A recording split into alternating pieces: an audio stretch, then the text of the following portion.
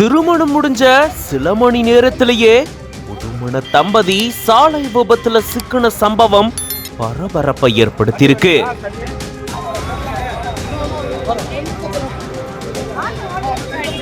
திருமணம் முடிஞ்சு சாமி கும்பிட்டுட்டு வீடு திரும்பும் போதா இப்படி நடக்கணும்?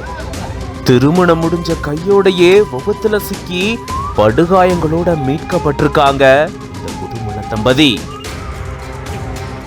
திருவள்ளூர் மாவட்டம் திருத்தணி நகராட்சி பகுதிக்குட்பட்ட கலைஞர் நகர் பகுதியை சேர்ந்தவர் 29 வயதான பாலாஜி. இவருக்கும் அதே பகுதியை சேர்ந்த 26 வயதான சந்தியா அப்படின்ற பெண்ணுக்கும் காலையில 6 மணி அளவுல திருமணம் நடந்திருக்கு. திருத்தணி முருகன் மலை கோயில்ல திருமணம் நடந்து முடிஞ்சதுக்கு அப்புறமா புதுமண தம்பதியான பாலாஜி, சந்தியா மற்றும் அவங்களுடைய உறவினர் புனிதா உட்பட 3 பேரும் சாமி தரிசனம் மேற்கொண்டிருக்காங்க. சாமி தரிசனத்துக்கு அப்புறமா ஆட்டோல ஏறி வீடு திரும்பி இருக்காங்க. இந்த ஆட்டோவை திருத்தணி எம்ஜிஆர் நகர் பகுதியை சேர்ந்த முத்து அப்படின்றவர் ஓட்டிட்டு போயிருந்திருக்காரு.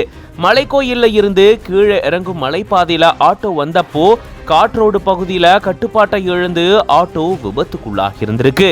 இந்த விபத்துல ஆட்டோல இருந்த 4 பேரும் படுகாயமடைஞ்ச நிலையில அவங்கள மீட்டு சிகிச்சைக்காக திருத்தணி அரசு மருத்துவமனைக்கு அனுப்பி வச்சிருக்காங்க. அங்க புதுமண தம்பதி உட்பட படுகாயமடைஞ்ச 4 பேருக்கும் சிகிச்சை அளிக்கப்பட்டுட்டு வருது. திருமணம் முடிஞ்ச சில மணி நேரத்திலேயே புதுமண தம்பதி விபத்துல சிக்கின சம்பவம் பெரும் அதிர்ச்சியும் பரபரப்பையும் ஏற்படுத்தியிருக்கு.